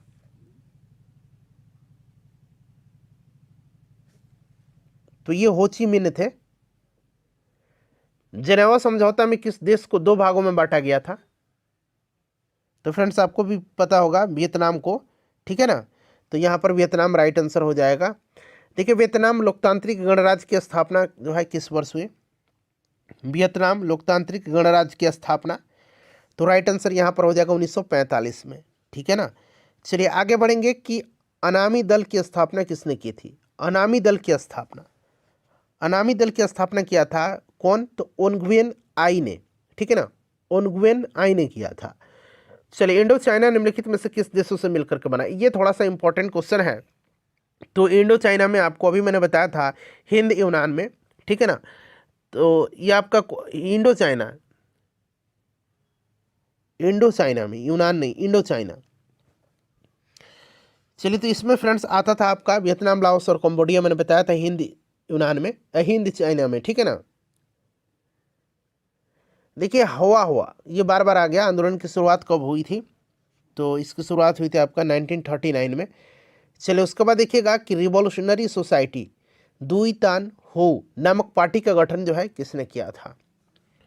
तो इस पार्टी का गठन किया था किसने? तो फ्रेंड्स ये फान बोई चाउ ने किया था। चलिए 1868 में स्कॉलर्स रिवोल्ट, विद्वानों का विद्रोह किसके विरुद्ध चलाया गया था? तो फ्रेंड्स ये चलाया गया था आपका फ्रांसीसी कब्जे के और ईसाई धर्म के प्रचार दोनों के खिलाफ में। चलिए the history of the loss of Vietnam नामक पुस्तक के लेखक, तो ये ऑलरेडी हमने कर भी लिया है, फान बोई चाउ। वियतनामी कम्युनिस्ट पार्टी की स्थापना हो ची मिन्ह के द्वारा की गई थी कब? बताएंगे। तो 1930 में किया गया था। ठीक है ना। चलिए उसके बाद नेक्स्ट क्वेश्चन है कि चीन की क्रांति कब हुई थी? तो 1949 में हुई थी। चलिए अगला चैप्टर आ गया भारत में राष्ट्रवाद। ये बड़ा इंपॉर्टेंट है। बीपीएससी ट्री 3.0 मॉडर्न हिस्ट्री, यही से प्रश्न बनता है। देखिए भारत में राष्ट्रवाद, गद्र पार्टी की स्थापना पूछ लिया गया है कब हुआ था? तो गद्र पार्टी की स्थापना के बारे में आप सभी को पता होगा कि गद्र पार्टी की स्थापना 1913 में हुआ था। ठीक है ना। सैन फ्रांसिस्को में लाला हरदयाल के नेतृत्व में। चले उसके बाद देख लीजिएगा अगला प्रश्न कि जालियांवाला बाग हत्याकांड हुआ था किस तिथि को? मैं बार बार बोलता हूं कि जालियांवाला बाग हत्याकांड जो है डेट याद रखना है, 13 अप्रैल 1919 की यह घटना है। ठीक है। उस समय वायसराय लॉर्ड चैम्सफोर्ड था, याद रखिएगा। अमृतसर में है जालियांवाला बाग। चलिए लखनऊ समझौता किस वर्ष हुआ था? लखनऊ समझौता हुआ था कब? तो लखनऊ समझौता 1916 में हुआ था। ठीक है ना। मुस्लिम लीग और भारतीय राष्ट्रीय कांग्रेस के बीच लखनऊ में अंबिका चरण मजूमदार भारतीय राष्ट्रीय कांग्रेस का जो अधिवेशन हुआ था 1916 में, इसकी अध्यक्षता किया था इन्होंने। असहयोग आंदोलन का प्रस्ताव कांग्रेस के किस अधिवेशन में पारित हुआ था? बताएंगे राइट आंसर। तो फ्रेंड्स इसका करेक्ट आंसर हो जाएगा सितंबर 1920 में कलकत्ता में एक विशेष अधिवेशन बुलाया गया था लाला लाजपत राय की अध्यक्षता में। और तो ऑप्शन नंबर 1 जो होगा सितंबर 1920 कलकत्ता, इसका राइट आंसर हो जाएगा। चलिए, भारत में खिलाफत आंदोलन कब और किस शासक के समर्थन में शुरू हुआ था? तो आपको पता है ना कि तुर्की का जो खलीफा था उसी के समर्थन में स्टार्ट हुआ था। तो यहाँ पर देखिए ऑप्शन नंबर तुर्की दिया गया 1920 में। ठीक है, चलिए, सविनय अवज्ञा आंदोलन कब और किस यात्रा से शुरू हुआ था? तो सविनय अवज्ञा आंदोलन जो है स्टार्ट हुआ था 1930 में। आपको याद है दांडी मार्च जो यात्रा थी 1930 में, दांडी मार्च 12 मार्च 1930 की घटना है। दांडी मार्च स्टार्ट होता है, 6 अप्रैल को दांडी पहुंचते हैं, नमक बना करके नमक कानून तोड़ा और इसी के साथ सविनय अवज्ञा आंदोलन की शुरुआत हो गई महात्मा गांधी जी ने। देखिए, पूर्ण स्वराज की मांग कांग्रेस का प्रस्ताव कांग्रेस के किस वार्षिक अधिवेशन में पारित हुआ था? पूर्ण स्वराज पूछा जा रहा है। तो फ्रेंड्स ये आपका 1929 का लाहौर अधिवेशन है, जिसकी अध्यक्षता जवाहरलाल नेहरू जी ने किया था। राष्ट्रीय स्वयंसेवक संघ की स्थापना कब और किसने किया है? राष्ट्रीय स्वयंसेवक आरएसएस की स्थापना तो हेडगेवार ने किया है, ये चीज़ आपको याद होगा, 1925 में। राइट आंसर हो जाएगा। देखिए, वल्लभ भाई पटेल को सरदार की उपाधि किस किसान आंदोलन के दौरान दी गई थी? सरदार वल्लभ भाई पटेल को बताइए। तो ये बारदोली सत्याग्रह के दौरान वहाँ की महिलाओं ने सरदार की उपाधि इनको दिया। चलिए, उसके बाद देखिएगा कि रंपा विद्रोह कब हुआ था? रंपा विद्रोह कहीं कहीं आपने पढ़ा होगा, रंपा विद्रोह आपको मिल जाएगा 1879, लेकिन 1916 भी आप ध्यान रखिएगा, बुक में एनसीईआरटी में दिया गया है। किस वायसराय के समय वर्नाक्यूलर प्रेस एक्ट पारित हुआ था? वर्नाक्यूलर प्रेस एक्ट 1878 में लॉर्ड लिटन ने लाया था और 1882 में इसको लॉर्ड रिपन ने निरस्त किया था, समाप्त किया था। भारतीय राष्ट्रीय कांग्रेस का गठन कब हुआ था? तो 1885 में यो ह्यूम इसके संस्थापक थे और उस समय वायसराय लॉर्ड डफरिन था। ठीक है ना। पहला अधिवेशन बंबई में हुआ था, 72 प्रतिनिधियों ने हिस्सा लिया था। WC बनर्जी इसके पहले अध्यक्ष थे। चलिए, उसके बाद देखिएगा कि मॉन्टेग्यू चेम्सफोर्ड भारत सरकार अधिनियम कब बना? मॉन्टेग्यू चेम्सफोर्ड, ठीक है ना। और एक है मार्लेमेंटो सुधार, तो मार्लेमेंटो सुधार 1909 और मॉन्टेग्यू वाला आपका 1919। तो ऑप्शन 1 जो होगा यहाँ पर राइट आंसर हो जाएगा। ठीक है ना। तो 1919 राइट आंसर हो जाएगा इसका। चलिए, अगला प्रश्न है हमारा कि गांधी जी को ब्रिटिश द्वारा कब गिरफ्तार करके उन्हें 6 वर्ष तक की कारावास की सजा सुनाई गई थी? तो गांधी जी को जो है कारावास की सजा सुनाई गई थी कब जो है? तो राइट आंसर यहाँ पर इसका क्या हो जाएगा फ्रेंड्स, बताएंगे सभी लोग। तो ये 1922 में। ठीक है ना। चलिए, साइमन कमीशन वापस जाओ का नारा किसने दिया था? कब दिया गया था? साइमन कमीशन जो है इसका नारा साइमन गो बैक। ठीक है ना। चलिए बताइए, राइट आंसर इसका क्या हो जाएगा फ्रेंड्स? तो आपका 3 फरवरी 1928 को साइमन कमीशन जब भारत आया तो ये नारे लगाए थे। चलिए, उसके बाद देखिएगा कि चटगांव शस्त्रागार पर क्रांतिकारियों द्वारा छापा किसके नेतृत्व में हुआ था? तो सबसे पहले तो प्रश्न इस तरह से बनता है कि चटगांव शस्त्रागार या चटगांव षड्यंत्र किससे कौन जुड़े हुए थे? तो सूर्य सेन का नाम आप याद रखिएगा। ठीक है ना। चलिए, उसके बाद मुजफ्फरपुर बम कांड से खुदीराम बोस और प्रफुल्ल चाकी याद रखेंगे। मोपला विद्रोह किन राज्य में हुआ था? तो केरल मालाबार तट पर हुआ था 1921। ऑल इंडिया ट्रेड यूनियन का गठन कब हुआ था? ऑल इंडिया ट्रेड यूनियन का गठन जो है कब हुआ था बताइए। तो देखिए, NM जोशी के द्वारा किया गया था। कब किया गया था? तो याद रखिएगा 31 अक्टूबर 1920 को। और इसका जो पहला अधिवेशन हुआ था मुंबई में, इसकी अध्यक्षता लाला लाजपत राय ने किया था। भारतीय राष्ट्रीय कांग्रेस द्वारा पूना सार्वजनिक सभा की स्थापना किस वर्ष हुई थी? पूना सार्वजनिक सभा की स्थापना महादेव गोविंद रानाडे ने किया था। और कब किया था? तो 1870 में किया था। देखिए, मोहम्मदन एंग्लो ओरिएंटल कॉलेज की स्थापना किसने किया है? मोहम्मदन एंग्लो ओरिएंटल कॉलेज की स्थापना बताइए इनमें से किसने किया है? तो किसने किया है फ्रेंड्स? तो ये किया आपका सर सैयद अहमद खान ने। चलिए, उसके बाद देखिएगा कि निम्नलिखित में से किन्हें गांधी जी ने अपना राजनीतिक गुरु माना? गोपाल कृष्ण गोखले को। सिंपल सा क्वेश्चन है फ्रेंड्स। ठीक है ना। तो मैं यहाँ पर ज़्यादा समय न लेकर के जल्दी जल्दी आपको कवर करवा देता हूँ। निम्नलिखित में से कौन सा कथन असत्य है, गलत दिया गया है? गलत कथन इसमें से कौन सा दिया गया? सभी को पढ़िए। ठीक है ना। तो पहला है, पहले विश्व युद्ध में ओटोमन तुर्की की हार हुई थी। गलत पूछा गया। असहयोग खिलाफत आंदोलन 1921 में शुरू हुआ था। 1920-21 में बाबा रामचंद्र ने उत्तर प्रदेश में किसानों को संगठित किया था। बताइएगा कौन सा इसमें से जो है पूछा गया है आपका गलत जो है असत्य कथन है।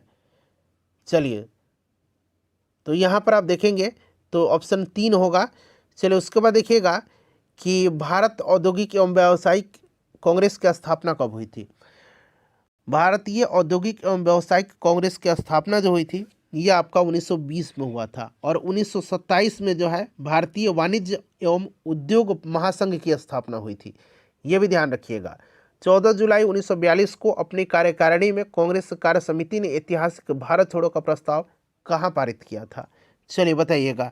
तो फ्रेंड्स यह पारित किया गया था वर्धा में। देखिए मद्रास में नेटेसा शास्त्री ने the folklores of the southern India नाम से किस भाषा की लोक कथाओं का संकलन किया। तो ये किया था तमिल में।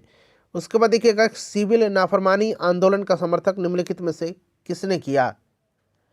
तो फ्रेंड्स ये किसने किया था, तो फ्रेंड्स ये किया था आपका पुरुषोत्तम दास ठाकुर दास ने और जीडी बिरला ने। तो दोनों ने किया था, 1 और 2 दोनों हो जाएगा।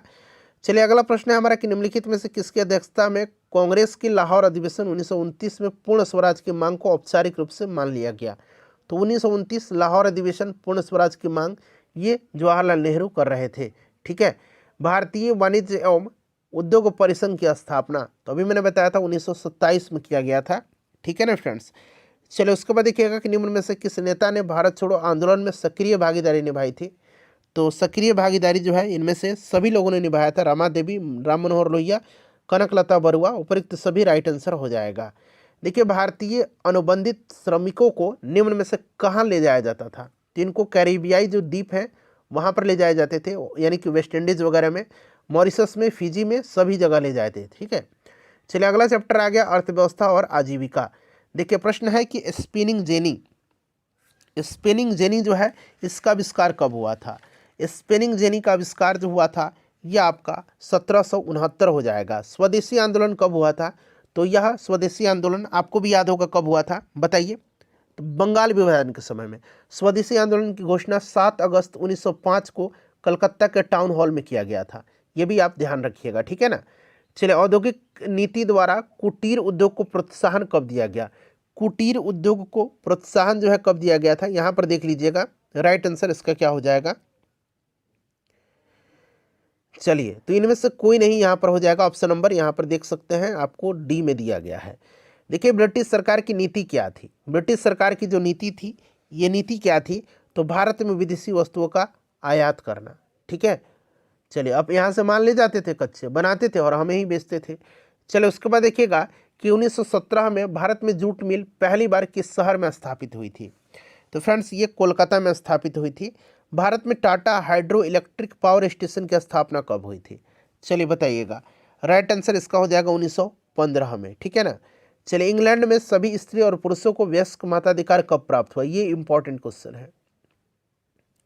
चलिए राइट आंसर इसका हो जाएगा आपका 1918 में। ठीक है ना। भारत के लिए पहला फैक्ट्री एक्ट कब पारित हुआ था। पहला फैक्ट्री एक्ट जो पारित हुआ था यह 1881 में लॉर्ड रिपन के समय में पारित हुआ था। ठीक है ना। चलिए भारत में कोयला उद्योग कब प्रारंभ हुआ। भारत में कोयला उद्योग कब प्रारंभ हुआ, तो फ्रेंड्स ये 1914 में हुआ था। वाष्प इंजन की खोज किसने किया है, जेम्स वाट ने किया है। ठीक है ना। चलिए उसके बाद देखिएगा कि टाटा आयरन एंड स्टील की स्थापना जो है ये कब हुई थी, तो फ्रेंड्स 1907 में हुई थी। सर्वप्रथम सूती कपड़े की मिल की नींव भारत की किन शहरों में डाली गई थी, चलिए बताइएगा इसका राइट आंसर क्या होगा। सर्वप्रथम सूती कपड़े की मिल की नींव जो थी यह भारत के किन शहरों में डाली गई थी, तो बम्बई होगा। 1955 में भिलाई इस्पात कारखाने की स्थापना किस देश की मदद से किया गया था, बताइए। भिलाई इस्पात कारखाना, अच्छा भिलाई इस्पात कारखाना है कहाँ पर, जरा राज्य का नाम आप कमेंट करिए। तो पहले फ्रेंड्स यह आपका सोवियत संघ की, तो रूस की सहायता से हुआ था। देखिए विश्वव्यापी आर्थिक मंदी कब आई थी, कब हुई थी, प्रश्न आ गया ना, मैंने बताया कि रिपीट होगा। 1929 में पंजाब नेशनल बैंक की स्थापना पूछा गया है कि कब हुई थी। पंजाब नेशनल बैंक की स्थापना कब हुई थी, बताइए। राइट आंसर इसका क्या हो जाएगा, सभी लोग बताइए। तो फ्रेंड्स जो है आपका 1894 में देखिए लंदन श्रमिक संघ ने कब चार्टिस्ट आंदोलन शुरू किया था? चार्टिस्ट आंदोलन के बारे में मैंने आपको बताया भी था कि चार्टिस्ट आंदोलन इंग्लैंड के मजदूर वर्ग के हितों के संरक्षण के लिए चलाया गया एक आंदोलन था। यहाँ पर इसका राइट आंसर आपका ऑप्शन नंबर 4 हो जाएगा, 1800 देख लीजिए 38। ट्रेड यूनियन एक्ट कब पारित हुआ था? ट्रेड यूनियन एक्ट जो है यह पारित हुआ था 1926 में। चलिए, औद्योगिक नीति के द्वारा किस वर्ष लघु एवं कुटीर उद्योग को प्रोत्साहन दिया गया? तो फ्रेंड्स ये प्रोत्साहन दिया गया था 1 अप्रैल 1948 को। चलिए अगला प्रश्न करेंगे। नेक्स्ट क्वेश्चन हमारा कि केंद्र सरकार ने कब राष्ट्रीय श्रम आयोग की स्थापना की? राष्ट्रीय श्रम आयोग की स्थापना केंद्र सरकार ने किया था 1962 में। भारत छोड़ो आंदोलन कब हुआ था? भारत छोड़ो आंदोलन 1942 में हुआ था, ठीक है ना। देखिएगा, कोरावा, कराचा और येरुकुला जैसे घोबंतु समुदाय का संबंध निम्नलिखित में से किससे है? चलिए बताइएगा। तो इनका संबंध जो था फ्रेंड्स ये आपका मद्रास प्रेसिडेंसी से था। चलो उसके बाद देखिए, निम्नलिखित में से किसे ब्रेटन वुड्स ट्विन के नाम से जाना जाता है? ब्रेटन वुड्स ट्विन के नाम से जाना जाता है किसको? राइट आंसर क्या होगा फ्रेंड्स? तो ये आपका WB वर्ल्ड बैंक और इंटरनेशनल मॉनेटरी फंड अंतर्राष्ट्रीय मुद्रा कोष को जाना जाता है, विश्व बैंक और अंतर्राष्ट्रीय मुद्रा कोष को। 1944 में जो हुआ था आपका न्यू हैम्पशायर के ब्रेटन वुड्स जो सम्मेलन हुआ था उसी में इनकी नींव पड़ी थी। चलिए उसके बाद देखिएगा कि रेंडर पेस्ट नामक बीमारी का संबंध निम्नलिखित में से किससे है? रेंडर पेस्ट बीमारी तो ये मवेशियों से संबंधित है। विश्व बैंक और IMF ने कब से औपचारिक रूप से कार्य करना शुरू किया था? तो मैंने अभी बताया 1944 में न्यू हैम्पशायर के ब्रेटन वुड्स के दौरान इनकी स्थापना हुई थी और औपचारिक रूप से इन्होंने कार्य करना जो है शुरू किया था कब? तो 1947 से। देखिए उसके बाद अर्थशास्त्रियों ने अंतर्राष्ट्रीय आर्थिक विनिमय में 3 तरह के प्रवाहों का उल्लेख किया है। इनमें से सम्मिलित कौन से हैं? तो इनमें से अगर हम बात करते हैं सम्मिलित तो ये तीनों हैं, व्यापार, श्रम और पूंजी, उपरिक्त सभी। देखिएगा, कार्न लॉ के द्वारा सरकार ने निम्न में से किसके आयात पर प्रतिबंध लगा दिया? कार्न लॉ के द्वारा बताइए। जो कॉर्न लॉ है, कॉर्न लॉ के द्वारा, ये कॉर्न बोलते हैं ना, कॉर्न, ठीक है ना। तो राइट आंसर इसका क्या होगा? यहाँ पर आपका मक्का हो जाएगा। देखिए, तमिल अप्रवासी निम्न में से किस स्थान पर जाकर के कार्य करते थे? तो ये जाकर के कार्य करते थे कहाँ पर? तो आपका सिलोन और मालवा दोनों, तो 1 और 2 दोनों राइट आंसर इसका हो जाएगा। चलिए उसके बाद फ्रेंड्स अगला प्रश्न करेंगे, क्वेश्चन नंबर 28 कि बम्बई में पहला कपड़ा मिल जो है कब स्थापित हुआ था? तो फ्रेंड्स यह स्थापित हुआ था 1853 में। देखिए 1811-12 में सूती माल का हिस्सा कुल निर्यात में कितना प्रतिशत था? कितना प्रतिशत था? तो फ्रेंड्स ध्यान रखिएगा, ये परसेंटेज जो था यह आपका 30% था। देश में पहली जूट मिल कब और कहाँ स्थापित हुई थी? तो मैंने आपको बता ही दिया था। देखिएगा आपका राइट आंसर क्या होगा? जूट मिल कब और कहाँ स्थापित हुई थी? चलिए इसका आंसर आप मुझे कमेंट करके आप लोग बताइए, ठीक है ना। चलिए अगला प्रश्न है कि मछलीपट्टनम निम्न में से किस तट पर अवस्थित है? तो फ्रेंड्स यह जो अवस्थित है मछलीपट्टनम, यह किस तट पर अवस्थित है?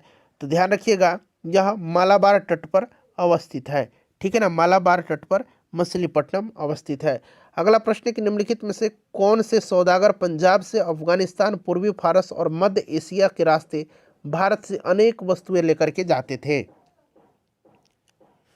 तो यह आर्मेनियन थे। चलिए, निम्नलिखित में से कौन सा बंदरगाह भारत के पूर्वी तट पर अवस्थित नहीं है? पूर्वी तट पर अवस्थित नहीं पूछा गया है, तो इसमें से आप देखेंगे हुगली जो है यह पूर्वी तट पर अवस्थित नहीं है। बाकी देखिए सूरत, कोलकाता, एक मिनट रुकिए, हाँ देखिए सूरत जो है यहाँ पर सूरत आंसर होना चाहिए, क्योंकि सूरत जो है ये पश्चिमी तट पर है मेरे ख्याल से, ठीक है ना। पूर्वी तट पर हुगली, कोलकाता और विशाखापट्टनम ये पूर्वी तट पर है। सूरत ही इसका राइट आंसर होगा। चलो उसके बाद देखिएगा कि उत्तरी भारत में एल्गिन मिल 1860 के दशक में कहाँ स्थापित हुआ था? एल्गिन मिल जो है कहाँ पर स्थापित हुआ था बताइए। तो फ्रेंड्स यहाँ पर राइट आंसर आपका लखनऊ हो जाएगा। कोलकाता ने वर्ष 1917 में देश की पहली जूट मिल निम्न में से किसने स्थापित किया था? तो फ्रेंड्स क्या स्थापित किया था? द्वारकानाथ टैगोर ने। उसके बाद देखिए 1784 में निम्नलिखित में से कहाँ पहली कताई और बुनाई मिल की स्थापना हुई थी? तो ये मद्रास में हुई थी। निम्न में से किस बंदरगाह के माध्यम से भारत खाड़ी एवं लाल सागर के बंदरगाहों से जुड़ा हुआ था? तो फ्रेंड्स यह जुड़ा हुआ था आपका सूरत का। चलिए, छठा अध्याय है शहरीकरण एवं शहरी जीवन। देखिए, सामंती व्यवस्था से हट करके किस प्रकार की शहरी व्यवस्था की प्रवृत्ति बढ़ी, बताइए राइट आंसर इसका क्या होगा फ्रेंड्स। चलिए, करेक्ट आंसर इसका क्या होगा, इसका जो करेक्ट आंसर होगा वो आपका हो जाएगा प्रगतिशील प्रवृत्ति। शहर को आधुनिक व्यक्ति का किस प्रकार का क्षेत्र माना जाता है, बताइए राइट आंसर इसका हो जाएगा आपका प्रभाव क्षेत्र। एशिया में शहरीकरण का स्तर लगभग कितना है, तो ये आपका 50% हो जाएगा। एक प्रतियोगी एवं उद्यमी प्रवृत्ति से प्रेरित किस प्रकार की अर्थव्यवस्था लागू की गई, तो फ्रेंड्स ये की गई मुद्रा प्रधान अर्थव्यवस्था। आधुनिक काल में औद्योगिकीकरण ने किसके स्वरूप को गहन रूप से प्रभावित किया, तो ये प्रभावित किया था शहरीकरण को। देखिए, अगला प्रश्न हमारा कि जनसंख्या का घनत्व तो सबसे अधिक कहाँ होता है, तो जनसंख्या का घनत्व तो सबसे अधिक जो होता है ये महानगरों में होता है। देखिए, 1810 से 1880 ईस्वी तक लंदन की आबादी 10 लाख से बढ़ करके कहाँ तक पहुंची, देख सकते हैं आप, सीधे एनसीईआरटी का क्वेश्चन है फ्रेंड्स, यह पहुंच गई थी 40 लाख। चले, लंदन में अनिवार्य शिक्षा कब लागू किया गया था, लंदन में अनिवार्य शिक्षा को लागू किया गया 1870 में। कौन सा सामाजिक वर्ग बुद्धिजीवी एवं वर्ग के रूप में उभर करके आया, तो ये कौन सा था फ्रेंड्स, तो यह था आपका मध्यम वर्ग, ठीक है ना। पूंजीपति वर्ग के द्वारा किस वर्ग का शोषण हुआ था, तो पूंजीपति वर्ग जो थे ना यह शोषण करते थे मध्यम वर्ग का। विश्व की सबसे पहले भूमिगत रेल का उद्घाटन कब हुआ था, भूमिगत रेल का उद्घाटन जो है ये हुआ था कब, तो याद रखिएगा फ्रेंड्स कब हुआ था। करेक्ट आंसर यहाँ पर आपका कौन हो जाएगा, तो यहाँ पर आप देखेंगे तो ऑप्शन 1 हो जाएगा 10 फरवरी 1862 में लंदन में हुआ था। जगह भी याद रखिएगा। गोलघर का निर्माण जो है कब किया गया था, गोलघर का निर्माण जो है 1784 में शुरू हुआ और 1786 में जाकर के यह कंप्लीट हो गया था। और जो इंग्लैंड का इंजीनियर था, ठीक है ना, ब्रिटिश इंजीनियर जॉन ग्रास्टिन, इसी ने इसका ढांचा तैयार किया था। पटना में है गोलघर। बिहार और उड़ीसा को बंगाल से पृथक राज्य का दर्जा कब मिला था, बिहार और उड़ीसा सम्मिलित थे, बंगाल से पृथक हुए थे 1912 में, और बिहार और उड़ीसा 1936 में अलग हुए थे, ठीक है ना। और झारखंड 15 नवंबर सन 2000 को बिहार से अलग हुआ था। मौर्यकालीन राजा प्रसाद, यानी कि राजमहल की बात हो रही है, राजप्रसाद के अवशेष पटना में कहाँ से प्राप्त हुए हैं, तो ये कुम्हरार से प्राप्त हुए हैं। 20वीं शताब्दी की शुरुआत में कितने प्रतिशत लोग शहर में रहते थे, तो फ्रेंड्स ये रहते थे 11%। देखिए, लंदन में कब से फैक्ट्री कानून के बाद बच्चों को औद्योगिक कामों से बाहर रखने की व्यवस्था कर दी गई, तो फ्रेंड्स ये किया गया था 1902 में। देखिए, किसके शासनकाल के समय पटना नगर एक प्रमुख व्यापारिक केंद्र बन चुका था, तो ये बन चुका था अकबर के समय में। देखिए, अफीम का व्यापार बड़ी मात्रा में किन राज्यों से होता था, तो अफीम का व्यापार जो होता था बड़ी मात्रा में ये होता था किन राज्यों से, तो फ्रेंड्स ये बंगाल और बिहार से भी होता था ना, तो ये भी ध्यान रखिएगा। देखिए, अब आ गया आपका कि मेगास्थनीज द्वारा रचित पुस्तक कौन सी है, तो मेगास्थनीज जो था ये सेल्यूकस निकेटर का राजदूत था, चंद्रगुप्त मौर्य के दरबार में आया था। इंडिका इसकी प्रसिद्ध पुस्तक है।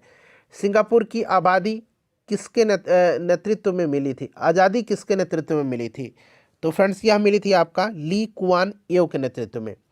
चलिए, उसके बाद ये आपका चैप्टर नंबर 7 हो गया। चैप्टर नंबर 7 क्या है, तो यह व्यापार और भूमंडलीकरण है।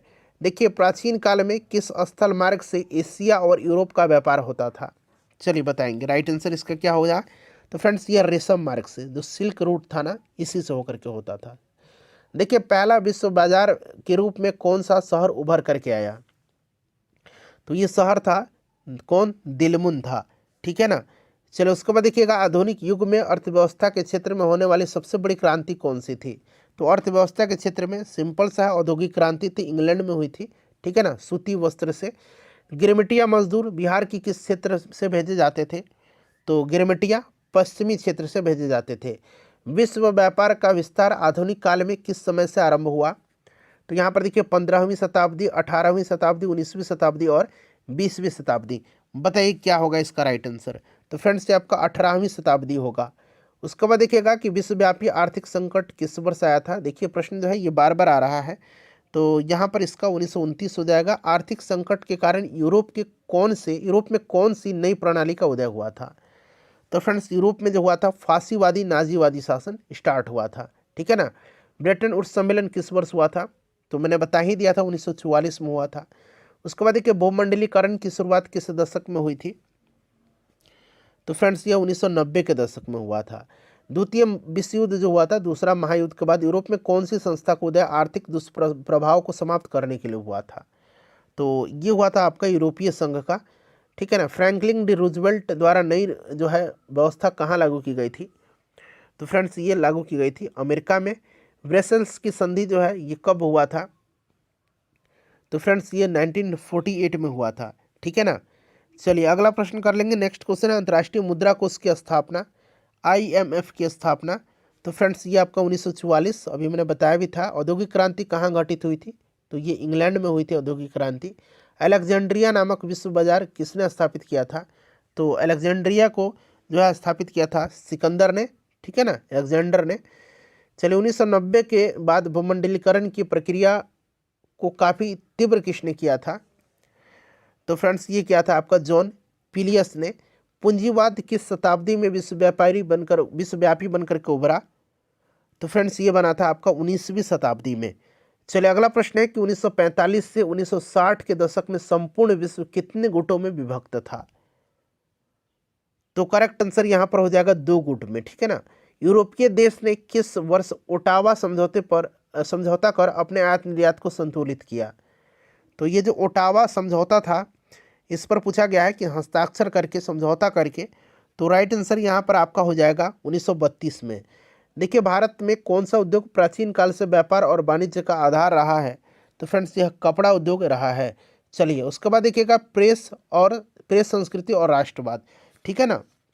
यह हमारा आखिरी चैप्टर है और पूरा हिस्ट्री क्लास 9th और 10th NCERT का मैंने आपको कंप्लीट करा दिया। देखिए महात्मा गांधी ने किस पत्र का संपादन किया था? तो महात्मा गांधी जी ने किया था यंग इंडिया का, ठीक है ना। कॉमनवेल्थ इनिबेसेंट की है, याद रखिएगा। चलिए उसके बाद देखिएगा किस पत्र ने रातों रात वर्नाक्यूलर प्रेस एक्ट से बचने के लिए अपनी भाषा बदल दिया था?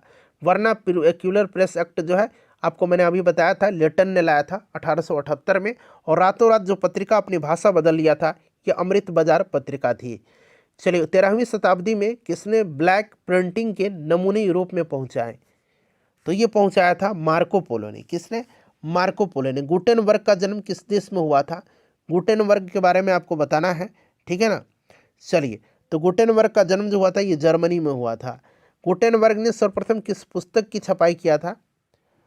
तो फ्रेंड्स इसने किया था बाइबल का, याद रखिएगा। इंग्लैंड में मुद्रण कला को पहुंचाने वाला कौन था? तो फ्रेंड्स ये कैक्सटन था। किसने कहा कि मुद्रण ईश्वर की दी हुई महानतम देन है, सबसे बड़ा तोहफा है? यह स्टेटमेंट जो है ये मार्टिन लूथर का है। देखिए रूसो कहाँ का दार्शनिक था? रूसो जो था ये कहाँ का दार्शनिक था? तो रूसो जो था ये फ्रांस का दार्शनिक था। चलिए विश्व में सर्वप्रथम मुद्रण की शुरुआत कहाँ हुई थी? तो सर्वप्रथम मुद्रण की शुरुआत जो हुई थी ये चाइना में हुई थी। देखिए किस देश की सिविल सेवा परीक्षा ने मुद्रित पुस्तकों की मांग बढ़ाई थी? तो फ्रेंड्स ये चाइना की। प्रथम पेपर मिल की स्थापना कहाँ पर हुई थी?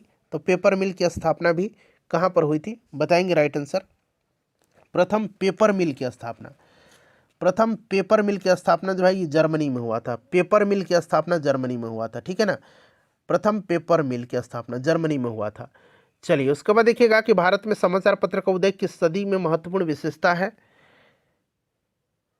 तो फ्रेंड्स ये आपको 19वीं सदी राइट आंसर हो जाएगा। बंगाल गजट समाचार पत्र कब प्रकाशित हुआ? बताइए राइट आंसर इसका क्या होगा? सभी लोग आंसर कमेंट करिए।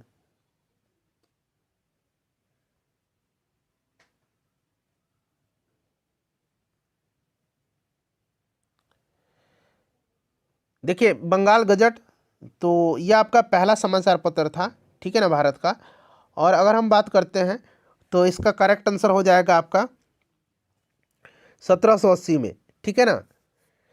चलिए जेम्स अगस्टस हिक्की आपको याद भी होगा। सोम प्रकाश समाचार पत्र का बांग्ला में प्रकाशन किसने किया? सोम प्रकाश, बताइए। करेक्ट आंसर इसका हो जाएगा आपका ईश्वर चंद्र विद्यासागर, याद रखिएगा, ठीक है ना फ्रेंड्स। सोम प्रकाश। इंडियन मिरर का संपादन लंदन में किसने किया था? तो देखिए इनमें से कोई नहीं मेरे हिसाब से आंसर होना चाहिए था, क्योंकि इंडियन मिरर जो था ना, इंडियन मिरर ये मनमोहन घोष और देवेंद्रनाथ टैगोर के द्वारा कलकत्ता से ये पब्लिश होता था। देवेंद्रनाथ यहाँ पर होगा, अगर देवेंद्रनाथ या सुरेंद्रनाथ दिया गया, अगर देवेंद्रनाथ रहता तब राइट आंसर होता, ठीक है ना। मनमोहन घोष और देवेंद्रनाथ टैगोर ने कलकत्ता से इसको पब्लिश किया था। वर्नाक्यूलर प्रेस कब लाया गया था? तो बार बार मैं बता रहा हूँ 1878 लॉर्ड लिटन ने लाया था और 1882 में रिपन ने निरस्त किया था। भारतीय समाचार पत्र का मुक्तिदाता किसको कहा जाता है? तो चार्ल्स मेटकॉफ को कहा जाता है। किसको? चार्ल्स मेटकॉफ को कहा जाता है। एम एन राय द्वारा अंग्रेजी साप्ताहिक पत्र का नाम क्या था? तो फ्रेंड्स ये नाम था इंडिपेंडेंट। ठीक है ना, याद रखिएगा, बड़ा महत्वपूर्ण है। चलिए, हिंदू समाचार साप्ताहिक रूप से दैनिक रूप में परिवर्तन हुई कहाँ पर? तो फ्रेंड्स ये आपका हो जाएगा तमिलनाडु। ठीक है ना। चलिए उसके बाद देखिएगा, बंगाल में संवाद कौमुदी कब प्रकाशित हुई थी? संवाद कौमुदी राजा राम मोहन राय की है। और आखिरी क्वेश्चन है हमारा, इसका आंसर हो जाएगा 1821 में। फ्रेंड्स प्लीज सेशन को लाइक करिए और इसको शेयर करिएगा।